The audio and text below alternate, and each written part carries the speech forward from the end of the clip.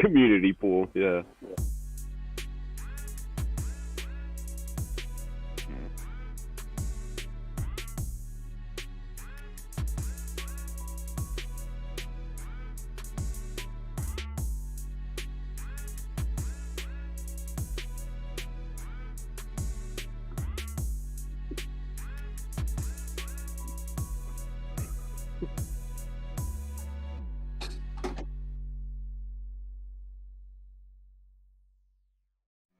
What's going on, guys? Doing good. Doing good, man. How you doing, Tony? And it's great to have the original King of Queens and the original Paisan from Little Sicily himself here. And Tony, ya sabes, I'm excited. We got a game to break down, so let's break it down.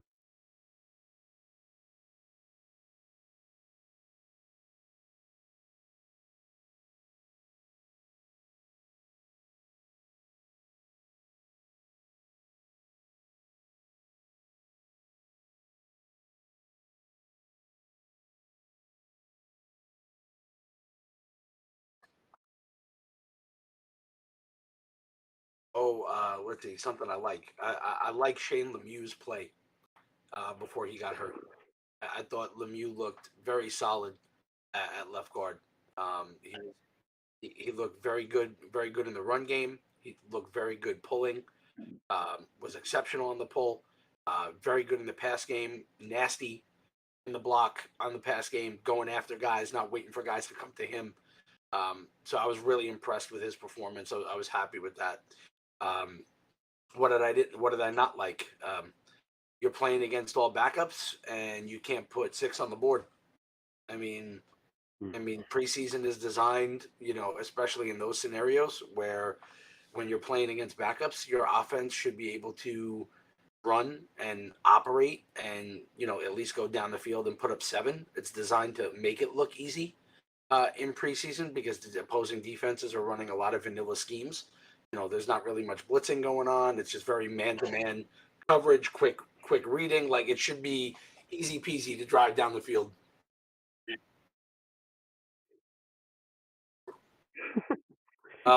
Wink's a different cat. Tell Joe 100%. shut up. As far as an overreaction goes, overreaction is the lack of concern for people thinking that the quarterback's going to be okay. That's the overreaction, right? So I think that we've got a lot of people that were justifying the performance when you looked at the passes that were thrown. I don't think there was a single ball thrown beyond 20 yards that was completed. A lot of screens, a lot of plays over the middle, easy reads, easy throws. The one, you know, one time we had an opportunity to hit the big play. I'm sure Sal's going to touch on that too. We take the check down and then miss the check down. So not only did we take the check down, but then we throw it high on the check down. So from that standpoint, and then having Dable come out and say that the ball needs to be better, on the pass to Galladay, right? And people still like, nah, it's Galladay's fault. Like, it's like, okay. So I guess the head coach don't know what he's talking about. He's saying it's the quarterback. You guys are saying it's not. I guess we got another bad head coach. I don't know what to say. Ah, fuck. So that's where I'm at. That's where I'm at with it.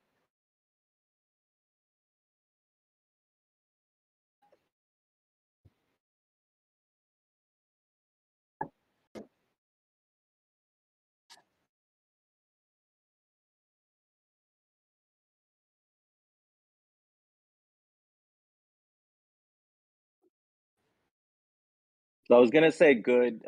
Mike stole my thunder a little bit, but I was gonna talk about the run game and how good it looked. But let me hit one other thing that I liked that it was good.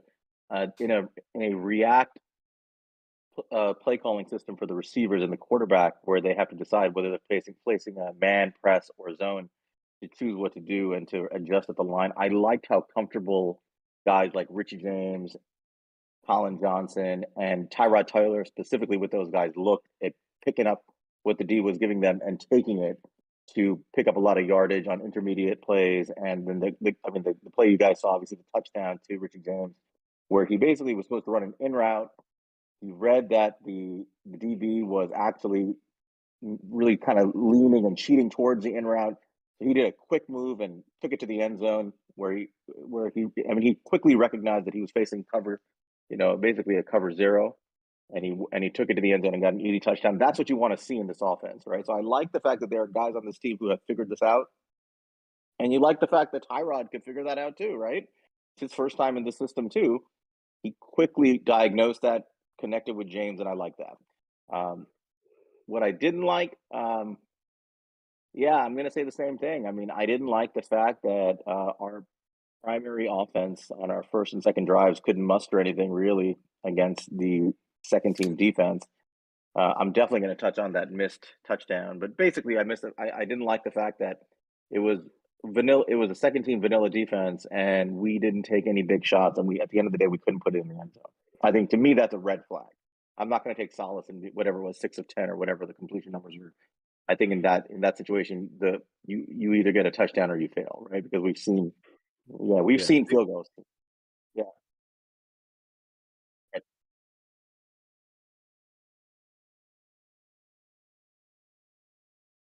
Right. And he couldn't put it in the end zone. I think that's the takeaway there. I think this would be viewed differently if he could put it in the end zone, but he didn't. And I think I didn't like that. And the second drive, he went 3.5. So I think that I definitely didn't like. And I think the biggest overreaction in the game, honestly, was, and I know he didn't look good, was to Aaron Robinson's play. Look, he didn't look good. He got cooked. He was facing Taekwon Thornton, who runs a 4.28, which is not the best matchup in the world for him. And Wink at that time was running essentially very little pressure. I mean, he wasn't doing his normal scheming blitzes or pressure. He was just basically letting his cornerbacks just hang out.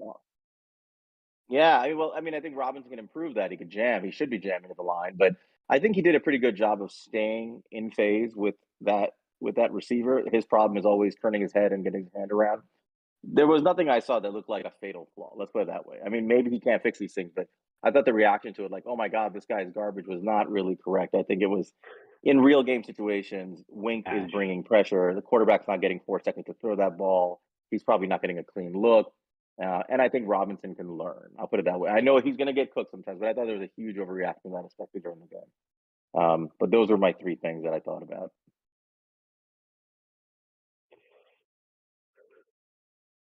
I mean, we're a big linebacker show, so I'll go ahead and shout out our linebacker, Darian Beavers.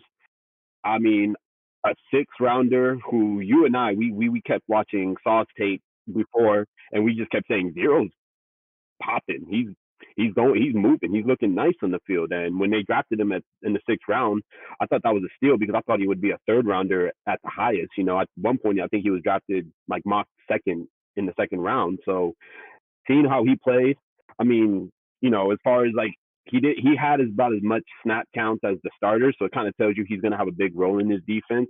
Obviously, you saw that one tackle for a loss on that screen that he diagnosed was awesome. So that was great to see. Obviously, Colin Johnson, the whole running back crew looked great. I am going to say what I'm worried about, and it is Kenny Golladay. Right. And I get it. That pass could have been better because it could always be better, but I have my agenda about Daniel Jones as well. I'm not going to get into it. It took 3 minutes to get into the pot. I'm not going to bring it up again, but I'll just say, right, if it hits your hands as a wide receiver, this is not on Daniel Jones. This is more on Kenny Golladay just catching the ball. And I get it. It could have been a better thrown ball, but that's still, because if he scores that touchdown, it's a lot more different. Granted, it's not going to really matter in the grand scheme of things. It's practice, glorified to an extent. So, that was worrisome to see Kenny Golladay and him continue to have those struggles from practice now show into the game. So we'll talk about him later. But the one thing, the secondary depth in general. By the way, that Aaron Robinson, I thought the same thing as you, Sal. He flashed, he got cooked, but he also would have had a better game had he had that bogus taunting call was not called. That was ridiculous. And to be honest, the referees in this game were in mid-season form. They fucking suck. So, we're right. That's a continuation from last year. But the secondary is still a huge question depth-wise. Our guy, Darian Evans and Zion Gilbert, they did not look good. Specifically, my guy, Zion Gilbert, late in the 4th quarter, there was one play where Bailey Zapp, the rookie for the Patriots, he was cooking. Threw it late in the 4th. He had a big completion down the field against Gilbert as a cornerback, and then like 2 or 3 plays later, Gilbert as a safety, gets a touchdown called on him from little Jordan Humphrey. Shout out UT. So that is kind of concerning. Obviously, the depth after Love, Adoree, and X, it is questions, but, like everyone said, it's preseason. They have a shot to, get better and, hopefully improve. Hey, man, Tony, let me ask you a question. Are we going to go into detail with the Jones stuff later, or should we talk about that play now? Nah, go for it. The all-22. Go for it.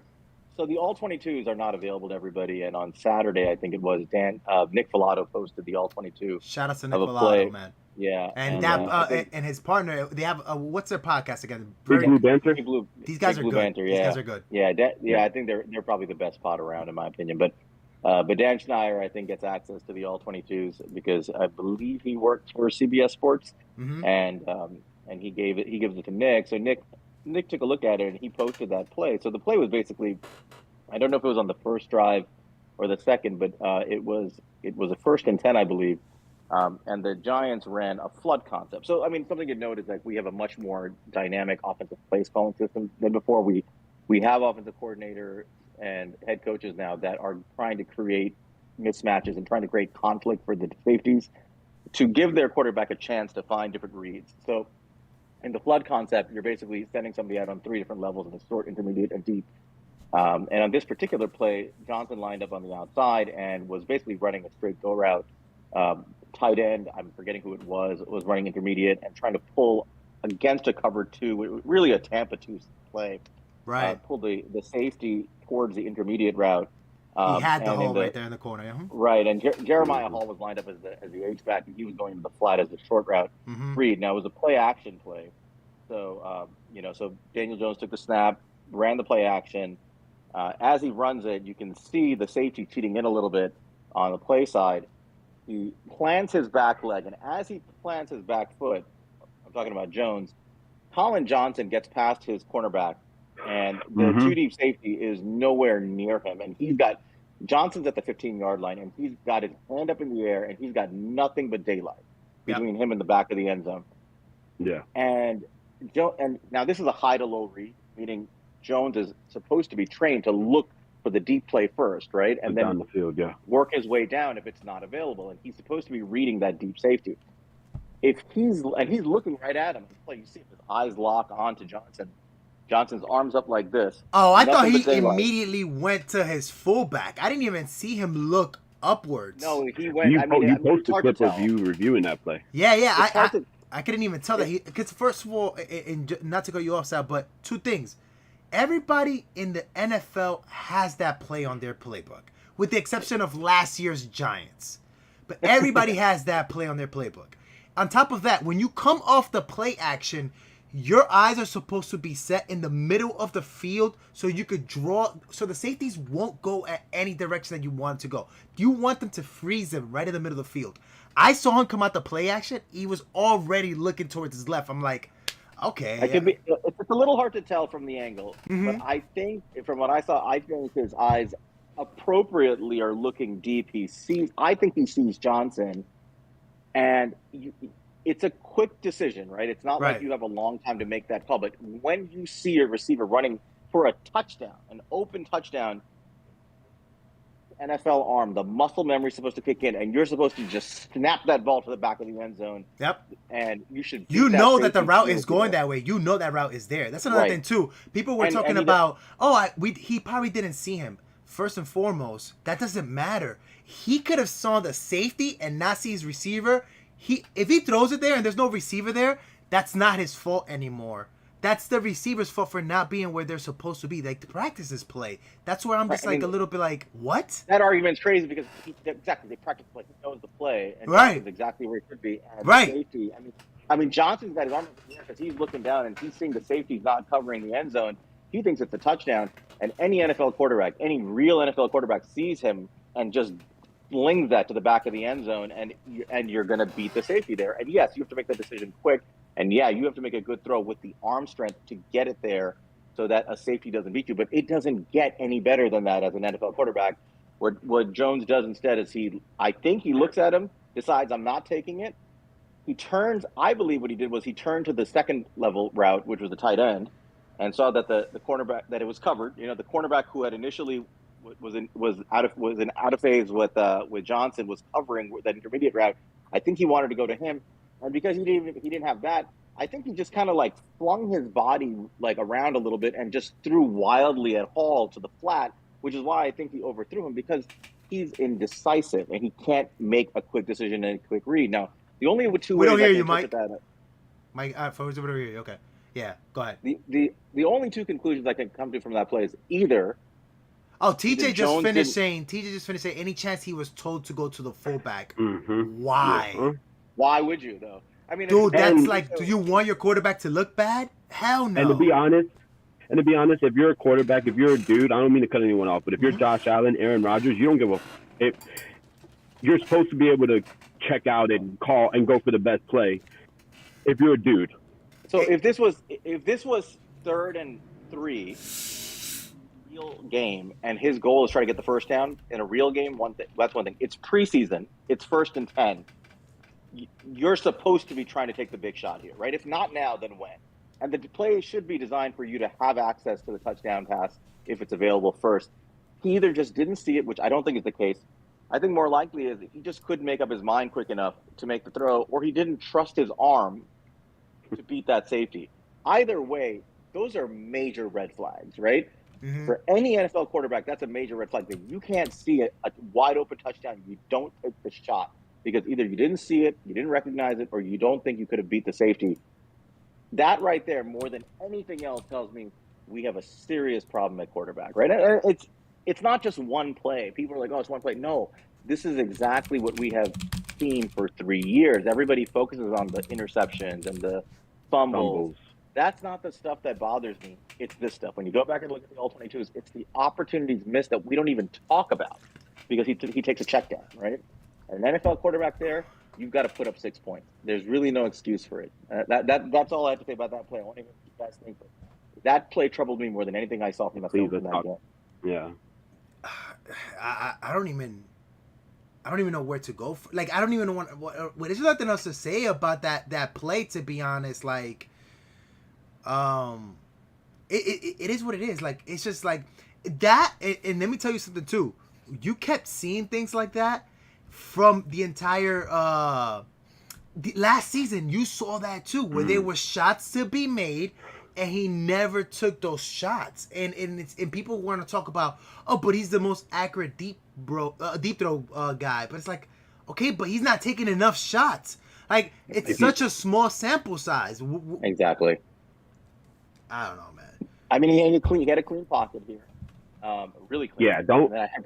I even heard people saying, "Oh, he's not used to having a clean pocket." I'm like, no, that's not true. So Shut I looked fuck up. Well, so I look back at the stats, and I know people are upset. Yeah, well, our offensive line was hot garbage the last couple of years. Nobody's going to deny that, because there were far too many plays where they allowed drives to die because of bad blocking. Right? But if you actually look at the advanced stats, we ranked really poorly in pass protection, no doubt. But do you know what percentage of plays he had what we would consider a clean pocket for the amount of time needed to make the throw? Was about 75% of the time. 75% of the time. It's not good by NFL standards, but it's not like this guy was, playing with a dude in his face the second he took the snap all the time. That's not the case. The issue is not the offensive line. It was part of the issue. I'm not discounting it, but it's stuff like this where he just doesn't make the play when it's in front of him, and that's 6 points you don't have. That's a touchdown you don't have. That's just technical difficulties. We can hear you. Yeah, Hey, Sal, why don't you? I was gonna say, Mike, why don't you just put a bow on this so we can just stop fucking talking about I'm this? going to put a perfect bow on it. I think really what it comes down to, when I was signaling when Sal brought up his point, he's afraid. I think that he's afraid. I think that when we watched him in practice last week, he threw that pick to McKinney, where a very similar situation where McKinney was sitting in the middle of the field and he made a break for that deep pass down the left side, and McKinney came out of nowhere and intercepted it. I don't think he has the ability to make that throw. I think that, when we had Eli here during his prime, what made Eli so successful is that Eli had a lot more gunslinger in him than check down Charlie. Oh, absolutely. Right? 100%. 100%. So, Eli doesn't complete that pass to Manningham in the Super Bowl if he doesn't have that gunslinger mentality. Yeah, That's a 1 in a million throw, though. That shit was crazy. I get it. I get The it. But best, that's the best, exactly yeah. that's kind of exactly that's what we're talking about right now. Mhm. But like times 1,000, Mhm. right? Like biggest pressure moment, the tightest of windows, and you just boom, boom, plant. You already made your decision, and you're gonna let it rip, and you know it's gonna be what it's gonna be, right? Mhm. This guy doesn't trust himself to be able to make these plays. All right. And I think that when you watched what happened in practice last week, where he got picked off by McKinney on a very similar throw, receiver going up the left, McKinney in the middle, and he broke on the ball.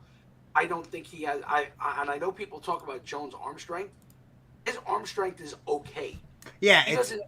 yeah. He doesn't have elite level arm strength where he's going to zip it on a rope No. and and get that ball there before the safety is going to get there. And I think that as a result of that, he's going to consistently look to take the safest route.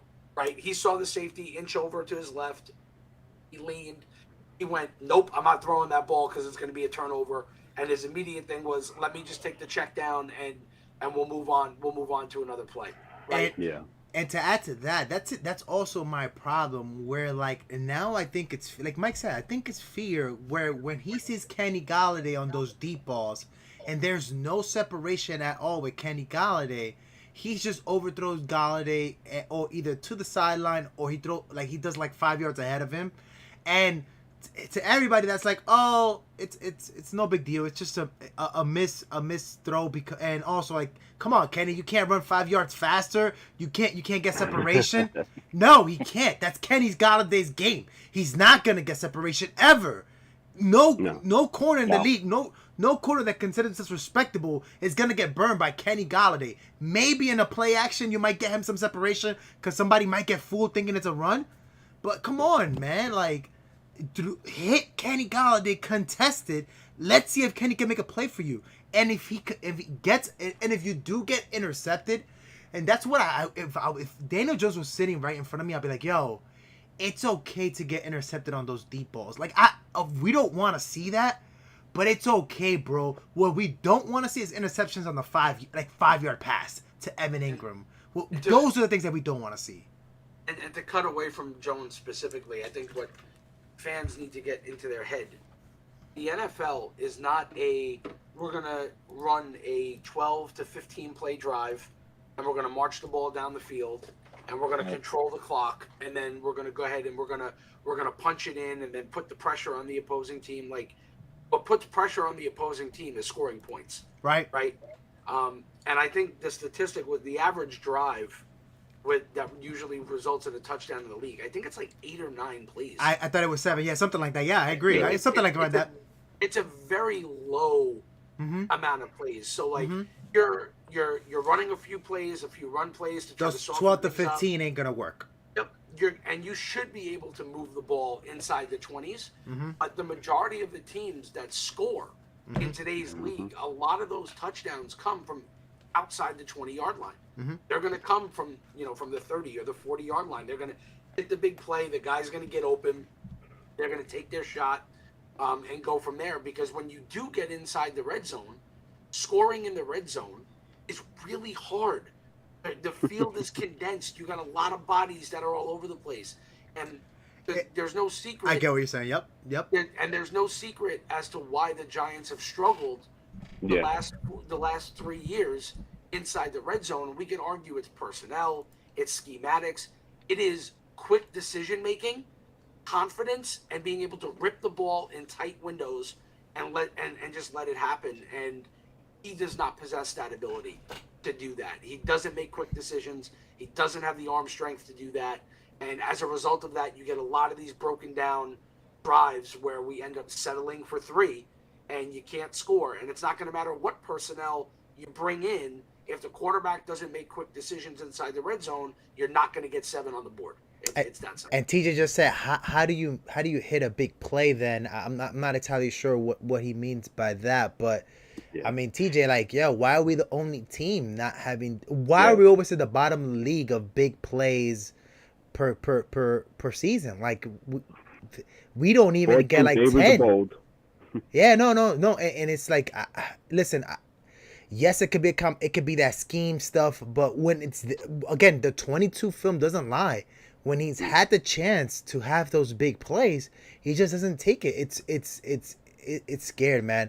But let me step away from Jones right now. If anything, we'll come back to him. Anybody on the preseason that you guys were like concerned with, or was that only Jones? Anybody else that you guys like? Well, I didn't like his game. I was gonna say outside the preseason, because it's the first game and it was, I just more just want to talk about outside the game. I'm just worried about the injuries and specifically, they're all piling up. Okay. Especially the depth across, O-line. We just talked about Lemieux. He looked good, but then got injured. Right. Kadarius Toney's in and out. Which he was back in practice today. My boy Feliciano in and out. Leo even missed a bit of time, but he's back. All this and that happening. That part gets me a little worried, seeing that, because I did rant to y'all yesterday saying no team has good depth. If the Bills lose Josh Allen, their season's over. Right. If look with the Ravens last year and all the dudes they lost left and right. And I get they lost several dudes after their starters, but still, lose a starter, you lose multiple guys along your offensive line, multiple guys in your secondary, whatever D line, your team's not going to be as good. So obviously depth. I feel like everyone's like, oh, the Giants don't have good depth. Well, name me the team that if they lose starters, they can still perform and play well against ones. Not many. I agree with you on the quarterback position. It is concerning. Yeah. It is concerning because, you do want to see these guys healthy. You do want to see these guys play. And you do want to see these guys continuing to gel. But I'll be positive, optimistic person that I am myself. Who's concerning to you in terms of injuries, Manny? Shane Lemieux's the big concern to me. That's the biggest one, especially because he was looking good. He had the red J's on. He was fucking feeling himself. Frenchie was moving. He was looking good. Andrew Thomas next to shit guards. He's elite. He's played good. Yo, that sweep play looked really good. Take that next sweep step. play and looked Shane really Lemieux good. can as well. As much as Andrew Thomas benefits from playing next to a good guard, Shane Lemieux benefits from playing next to a good left tackle. Oh, of course. So that part, and also Feliciano. I know people have their opinions of Feliciano, but as a center, obviously we've seen when he's not there, the offensive line doesn't look as good. Right. And I have a big Feliciano bias here, but I think personally that's the one that kind of scares me the most. But in good news, Aziz is back. I was tweeting with Giant insider Chris Visignato once when he had mentioned that he thinks Shep has looked really good, has been running well. Shep? Shepard. That is not impossible for Shep to be available to be there game one. Maybe not. I call that no chance. No chance. Hey, it's funny because at first I asked him, is he going to be game one ready? And he said no earlier in the preseason. But then as it went on, I asked him again. I was like, he probably won't be ready for preseason. I never said that. I think he will. I think he might be. You never say never against a professional athlete is what he said, but we'll see. Obviously, it's awesome to see Shep busting his ass. Where would Shep go, in your opinion, if Shep comes out of the nowhere? He'll be third. See, in my opinion, even if Shep is healthy, they're going to hold him back like a couple of weeks because who do you remove from the starters right now? Wendell? Oh, that's a good point. I guess we'll see. We'll see. But, I'll just say this. My appreciation for Shep. He deserves better. No, he deserves 100%. more love. He's been the player that's been here literally through all of this shit that's been going on. Yeah, but it's not anybody's fault, but maybe not even his, but it's one dude's fault. He's hurt, you know what I'm saying? It's somebody's fault. We know. Let's just move on. But yeah, no, I'm concerned with the injuries, and I just want these dudes to play. Sal, I want these dudes to continue. I just want these dudes to play. Any injuries concerns out there for you? A lot of them, man. Yeah, they're piling up, especially like Manny's saying on the O-line specifically. Again, I remember when we were done with the draft, we looked at our depth chart and we had 19 offensive linemen, and wow, we have 19 offensive linemen, and boy, oh boy, did that list whittle down real quick. Especially on the interior. My concerns coming in were not the tackles; it was the interior. 100%. Because I like what Feliciano brings as a veteran and as somebody who knows the system. But again, he didn't have a lot of snaps at center, right? People say one thing I'll say about Feliciano. People said, "Oh, well, he wasn't very good," and he was actually on the Pro Bowl ticket a couple of times in Buffalo as a guard. It wasn't until he got hurt that that became an issue. So And I think he's a good player. Came out and vocally said, "Hey, I'm better at center than I am at guard," and he's looked the part so far. He looks okay, but it was, Glowinski is he's a solid NFL guard at right guard. I think so left guard and center is the one you're concerned. Yeah, my concern is really just depth, right? I mean, we didn't know who was going to be starting left guard. I was, when Lemieux won the job, I was happy. I was like, all right, he's a little bit of a veteran now. Yeah. If he can hold on in pass pro, he can hold his own in run pro, and this is solid. But now you're seeing guys go down. I wanted to see McKeithen as a depth guy. He had the ACL. We lose Gano, so I'm very concerned about the offensive line depth. I'm sure they'll pick up guys to fill it. But we're in the same situation, right? Like one or two key guys go down, we are in real trouble all of a sudden on the offensive line. And this to me goes more to the discussion of why the Giants are continuously for the past decade the most injured team in the NFL, both in sheer number of injuries, the number of soft tissue injuries, and the number of games missed by key players. It's not even close. We're destroying the league in this number, and I'm not sure why. I mean, I think a lot of us feel it might be the turf. That's right? the myth. That's the myth. But I don't think we have good evidence-based data to support that that's clearly the cause. What bothers me on the is same field. What's their injury history? Who plays in the same field? The Jets. The Jets play on the same field. Yeah, they don't. And the Jets are middle of the pack, Mike. I mean, they're not like and supposedly people were saying because they practice in Florham Park or whatever, it's not. They do, and maybe it's a different turf there. Maybe.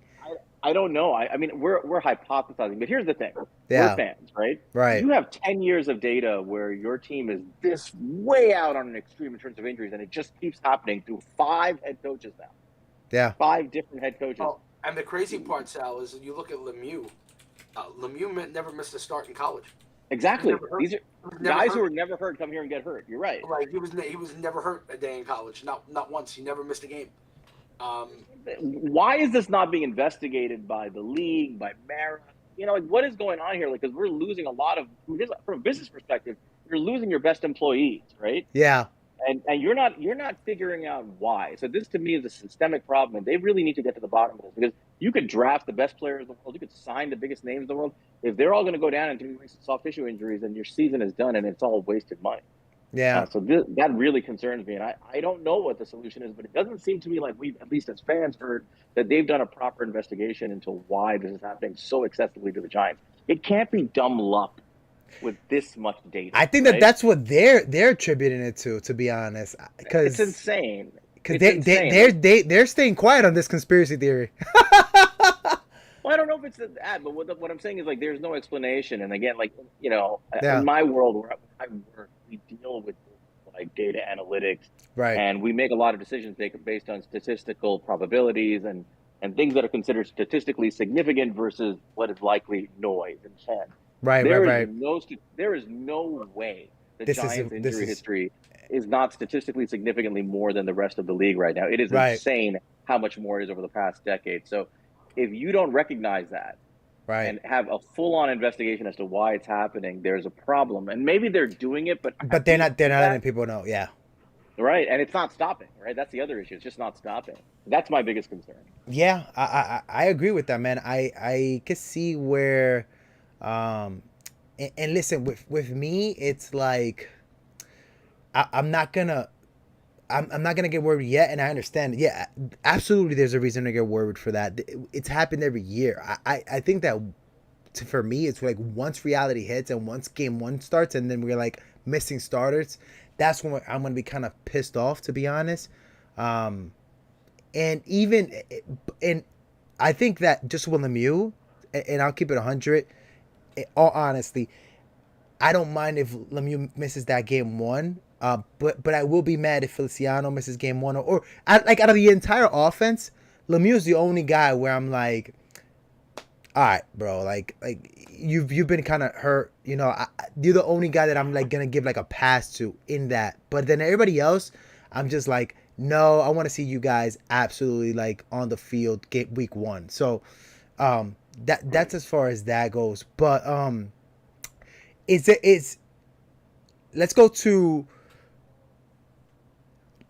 I want to bring it up because everybody is killing this guy.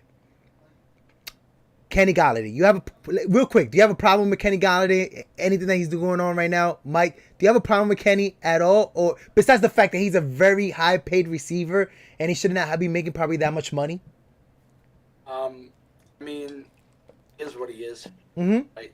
I mean, we got to just accept it a little bit, right? If he doesn't perform, he doesn't play. I think that regardless of what he's being paid, if he's not going to put his best foot forward out there, if Colin Johnson is exceeding Holiday in performance, both in practice and on the field, making contested catches, better at separation, doesn't look lazy running routes, and I understand that he may have, a problem with his hip. It's just something that's never going to go away, and that prevents him from being able to run routes cleanly and things of that nature. And we could go back and we could blame Gettleman all we want for signing him or whatever it may be, but we know what he is, right? I'd be more inclined to see this regime say, you know what, you're getting paid $72 million, but you look like shit. Can't be on the field. Yeah.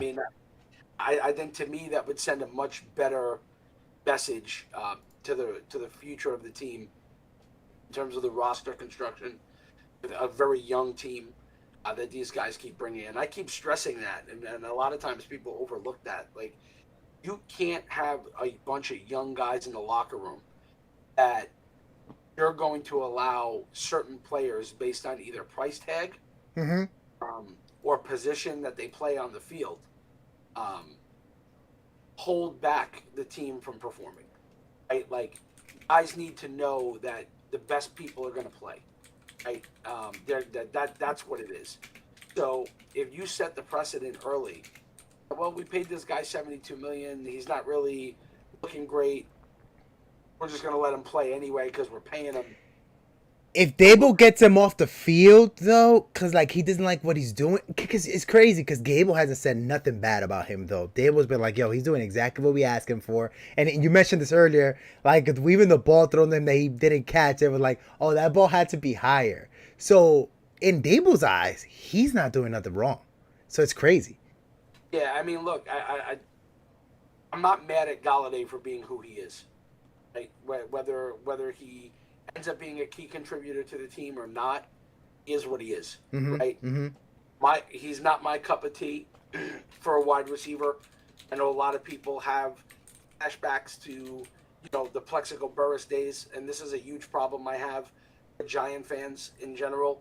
They always look to the past to try to build for the future, and it makes me absolutely insane that they do this. They think like, oh, let's just go get the 6'5" wide receiver that can box guys out, and we'll just throw back shoulder fades to this guy all day. And they thought they were getting plaques all over again. Correct. Consistently, right? Yeah. That's consistently what they do. The modern league is all about precision route running and separation within a 5-yard window. That's what it is. So when Manny mentioned Shep before, that's one thing that Shep could actually still do really well. Separate, right?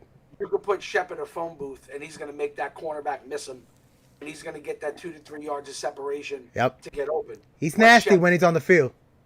What Shep can't do is Shep can't be a game breaker. Mm-hmm. Shep doesn't have that ability for yak, right? Like, he'll make that catch, and then he's the first down guy. He can't make the next guy miss. You know what I mean? He never makes the next guy miss where he can get out into the open field and make a big play. He just never has been able to really do that, right? And we're looking at this now and moving forward with this receiving core. Ondell and Tony, what do they do well? They separate, right? They can create separation. They have quick twitch, right? What else could they do? They could run the ball, right? So the way I view this team, like we talked about in the preseason game, the run game looked really strong. I firmly believe this team is going to be built around running the ball. Oh, heavy dose. This season? This season. It's going to be a heavy dose of running the ball, but it's not going to be Barkley running the ball all the time. It's going to be all of a sudden Wandell comes in motion, Okay. and they're giving Wandell a jet sweep, or Okay. it's going to be Barkley's lined up in the backfield, and all of a sudden they motion him out. He goes into the slot, or you see him line up in the slot, and Tony comes up and lines up in the backfield. Like, it's going to be very similar to, in my opinion, to the type of run fits that Kyle Shanahan ran in San Francisco. I can see that 100%. I think you're going to see a lot of that type of run game. And if you look in Kansas City, what does Kansas City do a lot of? A lot of shovel passes, a lot of jet sweep, Yep. a lot of guys crossing the formation, right, to get to the edges with the wide receivers, a lot of end arounds. So I would suspect that because you're going to have the flexibility to use somebody like Barkley and Tony and Wandell as interchangeable pieces, because they all have that ability to be able to run the ball. Mm-hmm. And Wandell was a running back originally in college, so these guys all have the ability to run the ball.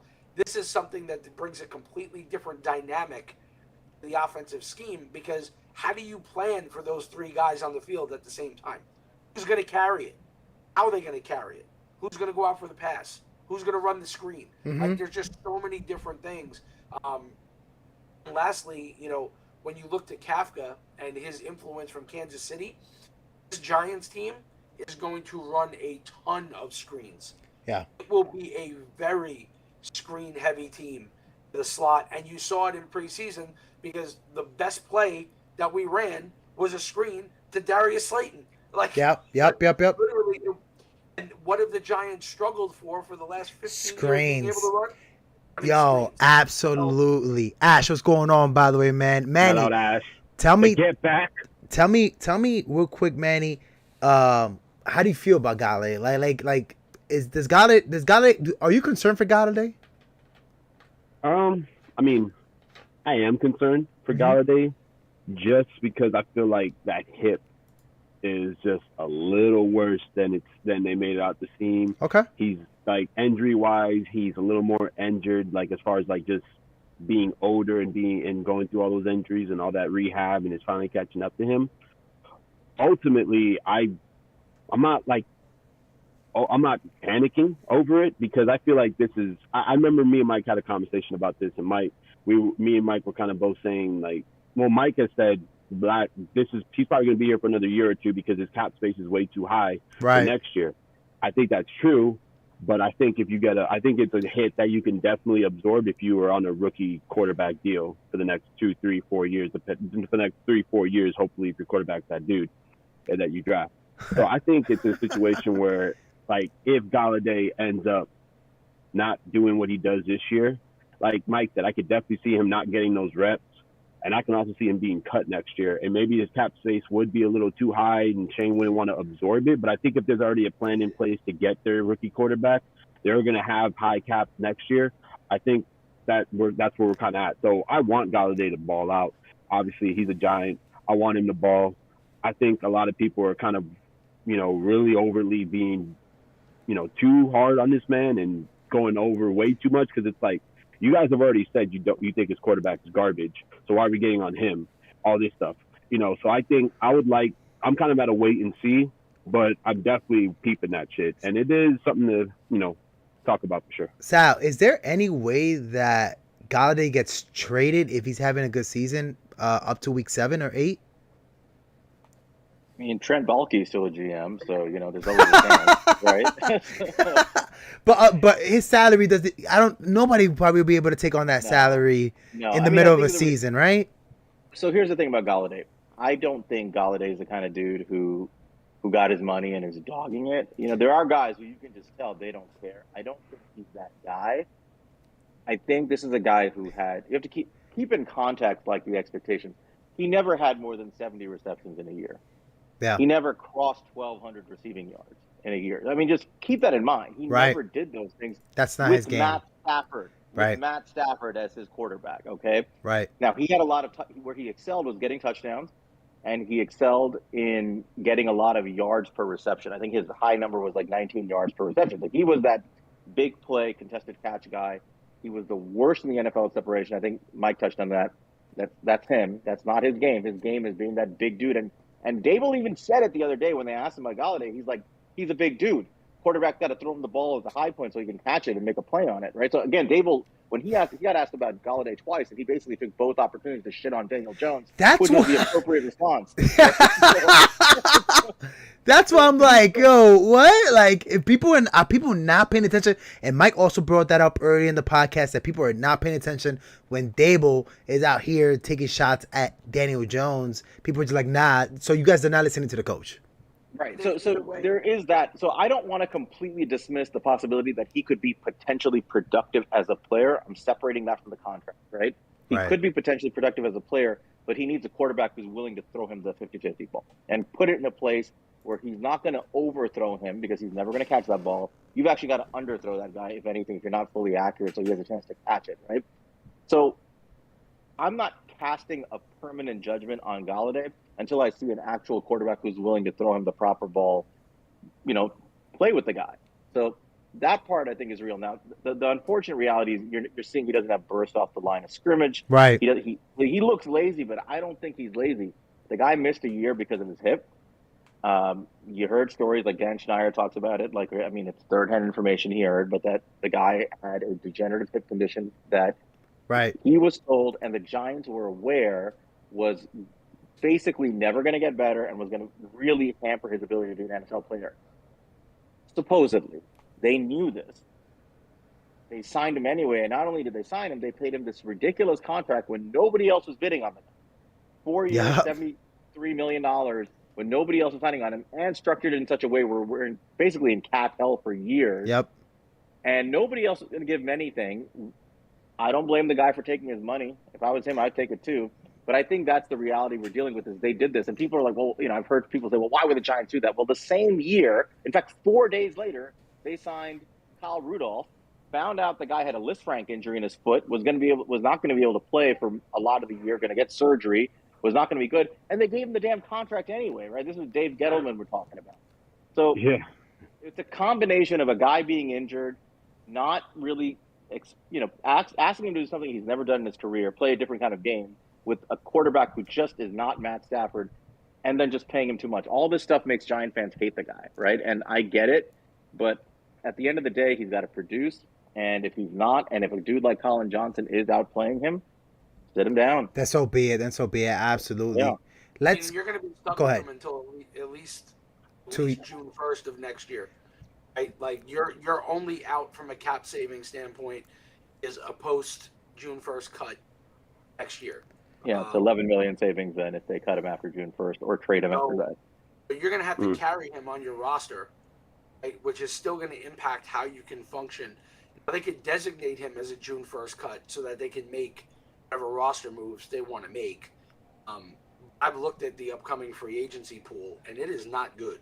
In terms of wide receivers?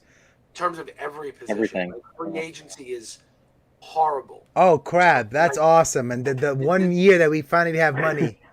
Yeah. Jesus. The only man of note that could hit free agency, and he won't because he'll get franchise tag, would be Quentin Nelson. But everybody else is just... There's no way Quentin Nelson becomes a free agent. Yeah. Exactly. So, we're talking about a bad free agency class. I would much rather than see them use the cap savings that they're going to have and extend Andrew Thomas if Thomas has a good year. Get it done now. Right? That makes sense. Out the way. If McKinney plays well, extend him now. Absolutely. Right?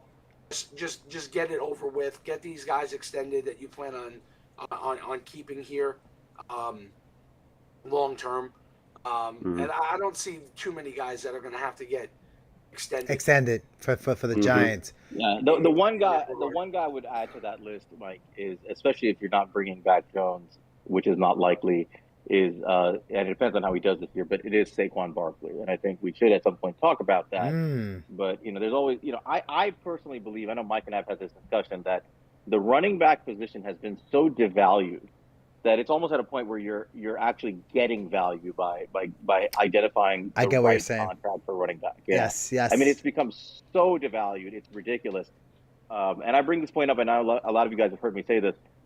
If Saquon Barkley has a rookie year or something close to rookie year Saquon Barkley type year, if he stays healthy, obviously, he's got to stay healthy. If he gets hurt, it's over. But if he stays healthy and he gives us 12 to 1,300 yards on the ground and another 60 receptions and 600 yards receiving, right? And he's So like giving us 1,800. right, and like 10 to 12 touchdowns. He's gonna want a bank, man. That's the problem. He's gonna want a Well, bank. you know what? Yeah, but you know what? But guys like that. But if you offer this guy, and I think you could probably get him for something like this, which is in range for like the top 10 running backs, like the middle of the pack, top 10 running back Right. contract is like 3 years, 35 million, maybe half of it guaranteed. Would you give that to him? And in my opinion, especially if you're not bringing in big free agents and you're going to be on a rookie contract for a quarterback, to me, So give me the contract you would want to give him again. Yeah, I had one of my polls on this. Yeah, and I remember. 3 years. I remember. 3 years, $35 million. I think I put 20 million guaranteed. It's probably going to be closer to 15 million guaranteed. If you look at comparable contracts, I think the comp I used was Nick Chubb, and guys like Nick Chubb and these guys, they get deals in this range. They get 3 years, maybe 4. They get in that 11 to 13 million per year, but only about half of it or less is guaranteed. And ask yourself, what wide receiver can give you 2,000 yards all-purpose with 10 or 12 touchdowns, and what would that guy get paid on the open market right now? You're talking about a guy who would get 20, 25 million a year, right? So if you can get him on a short-term deal, what happened? What did Debo just get? What did who get? Debo. Ooh. I think he got 23, 24 million per year, something like that, right? Something along those lines. Who's Debo again? Debo Samuel. Debo Samuel. Okay. Wide receiver. Okay, Debo. Yeah, no. Okay. I mean, I talked about running back. Yeah, so I think running backs have been so devalued. If you have the right kind of running back, a guy who you can use out in the running game, and you're not asking the guy to carry the ball 30 times a game, right? Who's going to get his butt kicked constantly running into the line? And that's not what we should be doing with Saquon. I don't expect them to be doing that with Saquon anymore. And you can get 1,500 to 2,000 all-purpose yards and that many touchdowns from an offensive player on a short-term deal that's not wide receiver money per year, and only about half of it is guaranteed. I would put money towards that, especially if you're going to draft a rookie quarterback. I want Saquon Barkley there as one of his safety valves. What about franchising Saquon this season? No, I think it's 10 million, right? But what? No, I think if you can, 10 million wouldn't be bad at all. 10 million. If you can extend him on a deal that's going to pay him probably less up front, and so he's not taking less. He's not. If he has 1,800 yards, right? He's not taking less than Chubb. Chubb has. Who's going to give him that contract on the open market? Let's just be somebody clear. will. I'd rather him get paid. I'd rather the contract be front loaded than back loaded. Exactly. Yeah. Because the reason Mike said, you're rebuilding, and there's not a lot of great free agents you're going to put that money into. You have that space. Use that space on Saquon now up front, so that when you have more cap space in 2 years, 3 years, and maybe the free agent class is better, and you're more ready to compete to win with a new quarterback, that's what you want. So, Mike, why not franchise him? Mike, why not franchise him? Oh, my concern would be what the cap hit could be manipulated to be. Right? If we were talking prior to this, like, my belief would be, realistically, you got him now for 5 years. Franchise him year 6, franchise him year 7, and then let him go. Because at that point, you've already used him for the majority of his running back shelf. Right. His running back shelf life. The problem is that if I draft a running back, and I know the argument continues to be, Saquon is a different cat. I'm not saying he's not, right? I'm not arguing that he's not, right? But when you have running backs that you could draft second round, right, or early third round, and those guys are going to cost you $1 million, $2 million. I'd rather see the money get invested into the offensive line, keep position if they need to, and have the running back that's a second round running back. Like you look at the kid that Houston drafted, right, Dameon Pierce. Pierce is going to be a stud. Like, you can see it already. Like, he's going to be a stud, right? Is he going to be able to do the things that Saquon Barkley can do on a football field? No. Is he going to be able to be productive for a fraction of the cost? Absolutely, right? So it'll be healthy. So that's the biggest issue, that you have when you compile Barkley's injury history, you compile, we still don't have a solid enough offensive line. Right. It's still a dependent position, and we right. it's And not. I mean, yeah, and honestly, if like Saquon wants that big contract, I would probably just tell him, hey, we Get it appreciate somewhere your else. services. Yeah, I think so too. Yeah. Yeah. I mean, think but so too. and that's why I kind of feel like there's a chance he might still be a Giant, because I just don't know what team's going to give him that big contract. I really get can't see what it. Sal is saying too, and I would love to see him get extended here. But I also, but I'm agreeing with Mike said too. I'd rather just get somebody for 2 million in the second or third round or something like that. No, but I agree with you guys in principle. The Right. only issue is, again, the reality on the ground is going to be that We're gonna have all probably this money left over. We're going to have a rookie quarterback. We're going to have a fair amount of cap space. Yeah. With no good place to park it, to be totally honest, other than extending our own guys. Can't we roll it over? Can't we roll over the money? But you can roll money over, like you have a salary You cap can. floor. You like, just need a floor. Right. Okay. A Right. certain amount of money. You can, and I'm not saying waste the money, but I'm just saying if you're bringing in a rookie quarterback and you want to have some things that resembling an offense, you can keep for a year. And to me, you're right. Like, to get a Saquon-like productive quarterback, running back, you're gonna have to get him in the second or third round. Me personally, with the state of the roster, I'm not investing a second or a third round pick next year in a running back. We need cornerback. We probably need wide receivers. We obviously need a quarterback. We don't know what it's going to cost to get that quarterback. I think all of this has to be taken into consideration. Are you going to deprive, your running back room and then create a hole there in a year where you don't want to really have to fill it? When you could just sort of pay him money that you kind of have some free money right now to pay him, and you can front load the deal a little bit, keep him, and then he's cheaper on the last 2 years. You can get rid of him if he's not good, right? But I'm thinking of it more of like the 2-3 year plan and allowing us to reserve that draft capital for, somebody else that we really need. We're not going to be able to get that cornerback in the free agency class. There's like no cornerbacks in free agency that are any good. Peters, that's the only one. Right, and Peters, I'd be surprised if he would they bring Peters to the Giants though. This guy is so hotbox. Like his. Don't forget we had Will the Thrill Hill that was here for a while.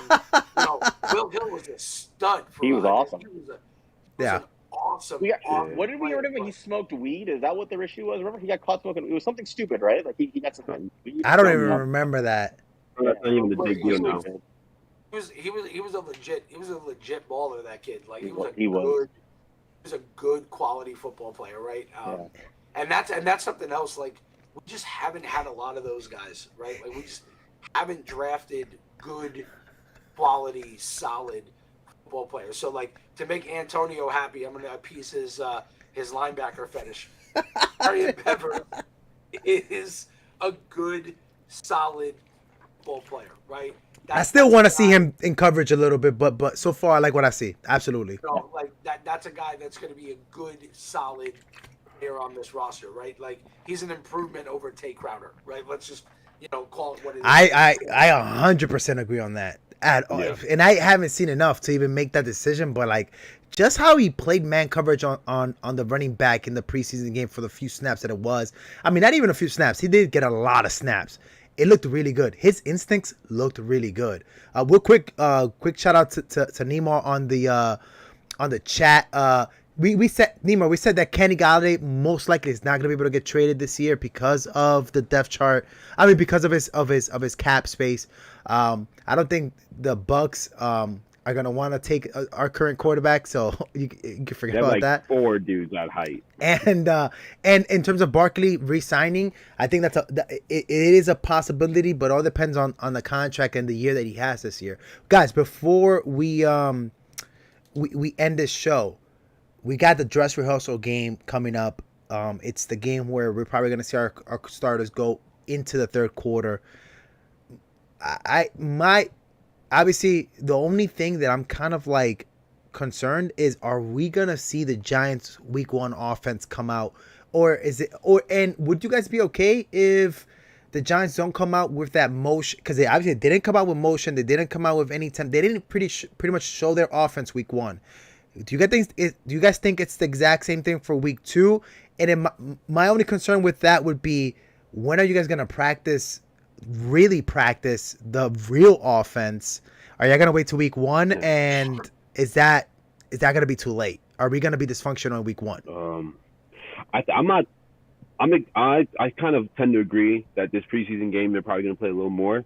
I think a lot of the practicing that they can do with the zones and the motions and everything like that. I mean, the next week they play with the Jet. They play against the Jets In practice. in practice and stuff. And practice, a lot of times players say they prefer practices over preseason games because it's reps that can be managed and it's in a controlled environment, but you're still getting your work done against another team and another player that you don't play against or practice with all the time. So you're okay with no motion for this week too? I'm honestly this nah, because it's still vanilla. I mean, they're not trying to win the preseason games. They're trying to just show some comfortability. I feel like even with the lot that they showed in the offense last Thursday, they still looked way better, light years ahead of the bullshit that Garrett had on his team. So, yes. That honestly, I just want these dudes to be healthy. So what do you want to see week 2? What do you want to see this game coming up? What do you want to see? I mean, I want to just see, continue to see the offensive line take steps, and specifically the second, on the second side. And it's kind of hard because, it's hard to tell in the preseason, especially offensive line. That's such a hard position to look at in the preseason because you don't know any of those things, any of those schemes. It's all vanilla. There's no game planning. Dable even said they game plan zero for that for the Patriots, game, and it's right? Going to continue.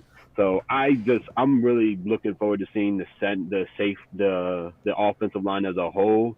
Obviously, Evan Neal continue to take that next step. I think he's doing just fine. Shut the fuck up if you're worried about him.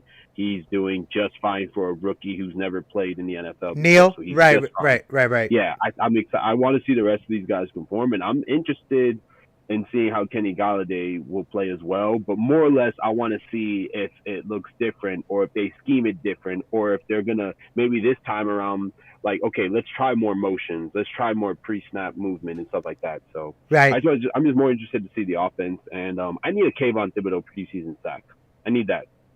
Don't need nothing it, crazy, but just for the brag. I got you. I 100% agree with that. Just to see it. Just to gif it and, put it on my timeline. To you two guys real quick, because TJ did mention this. Would you want to see Dexter extended? Dexter Lawrence, right? Dexter Lawrence. You want to see him get an extension? Or you wait on this year first? This is the first year we're going to see him at nose tackle. You extend him right away. I like that. I like that too. I think he's going to be good enough. I don't think we need to see much on nose tackle to know that he's going to be a good nose tackle. Yeah, I mean, you get in the territory where you're worried about investing too much in your defensive line. He wasn't offsides in that Washington game, by the way. No, he was right on. He was right on par. But okay, go ahead. But I like Dex a lot. I think he's a great player. I think Larry Williams is a great player. I'm not sure how they view 97 best. Yeah, I don't know how they view like the allocation of dollars here in the defensive line. I get you. But I think I think they have him for cheap. I think he's on for $10 million on the 50-round bid this year. My guess is if he stays healthy and has a good year, they're going to negotiate 3-year deal or something in that territory for the guy and keep him. And I think he's a good player. So yeah, absolutely. So if you get him now before the season starts, you probably could get a really good deal off of him. And if you know what you're gonna get out of him, like if I'm a coach right now, I'm already this is what I'm probably gonna. I could already have a kind of a good idea of what is this guy gonna do for my defense by now. So I think if I like what I'm seeing so far, I would probably give him the extension before the stats come out that he's killing it, double blocks and all that stuff. I think Dex being lined up in the middle, coupled with Leonard Williams at the end spot, I think it's going to allow the linebackers the ability to diagnose a lot easier. They're not going to have to get caught up in the wash. Not exactly. Which typical Ravens defense. That's how it works, man. They freeze those linebackers up, those middle linebackers. Not to bring up the Eagles, but when you watched highlights Jordan Davis, with Jordan Davis in the middle, but that's insane. That was insane. Everyone was boasting about how great Nakobe Dean looked. It's like he looked great because he was untouched. He was free in front of him. Yep. Clogging these taking two guys out of the way. Yeah. Kind of like Darian Bevers. Allowing him to roam free. So, personally, I would probably look to extend Dex. And then, like we talked about with the free agency pool being light, I'd probably extend Leonard Williams. I would too. I don't think he needs an extension. He has 3 more years with us, right? He does. He has time. I would have to restructure, but I think what Mike said, Mike, correct me if I'm wrong, you're talking about extending his contract so we can kind of pull out his cap space a little bit, right? To take the hit off. I think that I would look to extend. I would look to extend him in order to manipulate the cap and free up. I like that too. Some Big cap additional pod. cap room. Big cap pod. And that's cap room that you could salary cap PD, right? Like that's me, right? Yo, for real. Yo. We're gonna carry over that cap space anyway. So I would like to see that. And if they don't extend him this offseason, they could do it the following year, regardless. But I think within the next 2 years, that's a decision they're gonna have to make about extending Leonard Williams to free up that additional cap space. So he's a leader. He's a leader on that defense, and he's an important player. Him and Dex are the two leaders on that defense. Dude, anyway. I love that. Them two and Xavier and Blake. I don't think Blake's here after this year, but I think those other three, Xavier, Dex, Leo. You're right, 100%. Yeah, they're our D line is scary, and the league doesn't know it yet, man. The league doesn't know what the hell is coming to them, but our D line is scary. And this brings it full circle to the quarterback point, which is the cap is going up. The cap formula is the cap formula for those who know is I think it's 52. The players associate the player side of it is like 52% of the total revenue of the league. Right. And the way they distribute the cap is I think they take whatever the total expected number is and they divide it by 32. I believe you. Cap allocation. That number is going up ever since, to be honest, ever since the gambling money got in, right? The sponsorship from the gambling stuff, and the numbers are going up a lot, right? Right. So, we're in this amazing position. We're in cap hell now, but you don't pay too much for a quarterback next year. If you take a rookie quarterback, and the cap space, we're already, I think, either the second or in the top 4, I think, in cap. Actually, right? Sal, I pulled the stats right now. Actually, the Giants entering next year are number 2 behind the Bears in cap space. Behind the Bears. The Giants only have $37,000 of dead money in the worst free agency class. Damn it! Right. Salary cap. No, I get you. Salary cap next year is slated to be $225 million, and it's going to keep going up. Entering 2024, salary cap is slated to be about $256 million. And the Giants would have $171 million in available cap space. Yeah, exactly. Exactly. So we have a lot of cap, and we're gonna have a rookie quarterback, most likely, right? So what that means is we're gonna. I want you guys to talk to me a little bit about that at the end of the podcast, but we're gonna bring that up. We're gonna bring that up again. But go ahead. You can actually use that. You can look ahead if you're Joe Shane. Obviously, he and Brandon Brown are a hell of a lot smarter than we are when it comes to this stuff. And like Mike said, we're gonna have a lot of cap space, and you can pay your best players now, right, and push them out a couple of years, so that if you hit on the quarterback and you have him on a rookie deal, he's coming into an absolutely loaded roster, right? And you just keep building on that with the draft and free agent acquisitions as you need to, but you don't lose these players right now. Guys like Leonard Williams, guys like Dex. I'm going to keep bringing up Saquon. I know people will disagree with me, but I got you. But the point is, you are in a position where you do not have to lose your best players. We've had loaded rosters before, and we lose them because of the contract issues that's going on. Right? I agree with you 100%. And we're in a position to hold on to these guys and time it perfectly with a rookie quarterback contract. Right? That's exactly the formula to win in the NFL. That is it. That is one of them. One of them. That's the formula. Yeah. Well, I think that's right. That's one of them. But that is probably the highest probability formula. Is you get your rookie quarterback, you hit on him. You have to hit on him. But if you have the guy and you have a loaded roster around him, and he's not making $55 million a year yet, you've got a 3-year window, maybe a 4-year window to win a Super Bowl. And if you want your roster loaded, so. I think Joe Shane is probably thinking about that. He talked about foundational pieces that he inherited from Gettleman, right? Right. I think that's what he's talking about. He mentioned guys specifically who I think he plans on extending. Manny, go ahead, Manny. Yeah. No, I was gonna say. I mean, and obviously, I'm a big proponent of. I think the cap is a fugazi. I think it could be manipulated and turned around and changed up. Just not right now because we're so fucked. It's only worth it if you have a guy. Like, the Chiefs aren't hurting in cap because they have a dude and they paid this man, 10-year contract. Same with the Bills. The Bengals will be there eventually. Aaron Rodgers and Tom Brady's teams are in the same boat as well. So I think, the cap it could be manipulated and changed around as you want, but not if you're, the New York Giants who have a question mark at quarterback and you're trying to, allocate all those sources to find out if he's the dude. No, you should know he's the guy, and then that's when you get bring the horses in. Yeah. Sal, I'm gonna go right back to you, and so what I'm looking for is to see how many snaps Tyrod Taylor's gonna get this week with the starters, and how many is Daniel Jones gonna feel the pressure to actually take some risk coming up in week 2? Just tell me real quick, what are you looking forward into this dress rehearsal game coming up? I've been banging the drum that I want to see a full-on quarterback competition between him and Tyrod Taylor. And some people have interpreted that on Twitter as like, well, Tyrod's not better than Jones. Yeah, I no shit. I understand Tyrod Taylor is pretty much he's a bad quarterback. Let's just say he's a bad starting quarterback. He's a really good backup quarterback. My point has always been, I believe in competition. Yeah. I don't think you can have 52 men fight for their jobs and then tell one guy you don't have to earn it. I think that creates a very bad culture. A really bad culture on a young team, especially. Right. And quite frankly, if you can't beat Tyrod Taylor, you are not an NFL quarterback. You shouldn't be a quarterback. And I said that. You're not. Forget starting NFL quarterback. You're not an NFL quarterback. If you cannot beat Tyrod Taylor to save your job with everything on the line. So I personally, if I was the head coach, I would have them do equal snaps, first team. Wow. And I'd let them go. You imagine? I would.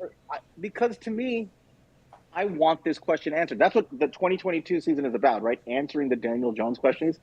It can start right now. You can start answering the question right now. Answer the question, right? Yeah. The first test should be, can you beat the backup quarterback to preserve your job? That should be the first test. Yeah. And if you can't do it, you don't need to answer any more questions. The question has been answered. So if I would love to see him equal reps. He's not going to. Right. I do want to see him get some first team reps. I think it's important. I'll leave it at that. Yeah. What else you want to see in the game? I want to see for Daniel Jones. I'm kind of at a point where like I almost have to have a miracle amaze me. Yeah. Right. And I'm not blaming the guy for being who he is. He is who he is. But I want to. If he has two drives, put up 2 touchdowns. Anything you want to see besides quarterback Jones or whatever?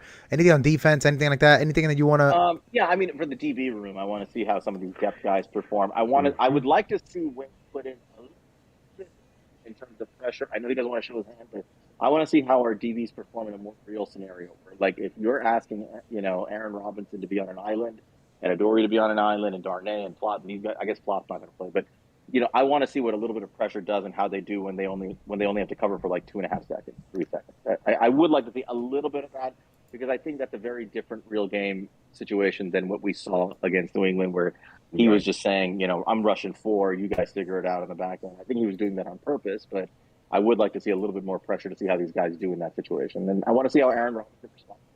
Yeah, because I believe in his talent. I want to see if he responds. Mike, what do you want to see coming up against the Bengals? I'd like to see the offense put the ball in the end zone. That'd be great. Yeah. Regardless of how they get in, I don't care if it's quarterback throwing it, Barkley running it, like getting the damn end zone. I never have been a big proponent of taking stock in preseason. I just haven't. I usually like watching some of the guys that are on the bubble for the roster. Like you'll see the occasional guy will flash. Like this year, the guy that's flashing is Colin Johnson. Yeah, that's the guy that's flashing. That's the hot talk right now. A domesticated version of Kenny Galladay. But it happens all the time, right? I remember when Victor Cruz came up. Victor Cruz, and Victor Cruz was the talk of the preseason, right? Like he just came out of nowhere, right? And played exceptionally well. And you'll occasionally get those guys. We need to finally get one of the guys. We haven't gotten one of those guys where it's like low draft or undrafted, and you hit on that. That's something that we haven't had in a long time. I'd like to see Wandell get a couple of catches. Did he get a catch last week? No, right? No, okay. I don't even think he was targeted. I'd like to see him get a couple of catches. Yeah. That type of stuff, and outside of that, again. It really just comes down to what's the communication look like on the offensive line. How do they hold up? What do they look like in the run game? Yeah, because the starters are not even playing for the Bengals, right? Is that what it is? Right. Yeah, they're playing second team. What I'm looking for mainly is, are they getting a push in the run game, right? Are they moving the line of scrimmage, right? Is our defensive front pushing the opposing offensive line backwards, right, and making them play on their heels? Like, though, if I'm watching a preseason game, that's usually what I'm looking for. And I'll be honest, I don't watch a ton of preseason football. I mean, I have tickets for the game on Sunday. I ain't going. That ain't gonna happen. Right? Can you even go? Can you even go there? So I could not right now. Okay, My okay. current physical state could not. Even if I could, I All never right, here we go. Here we go. So that's out. Right. So being honest with you guys, like the way I view this season, if this were Madden, I'd like sim to like mid-year just to see where we're at right now. You know what I mean? Like I don't expect much from season. Like my expectations are super, super, super low. Yo, are they still 4 wins? I remember you saying, 4 wins is the max for this team. I think their ceiling at if everything breaks right, they could win 7. Okay. I have them. Oh shit. Okay. He went up. He went up. At 5. I have them at 5. Okay. The Kayvon effect.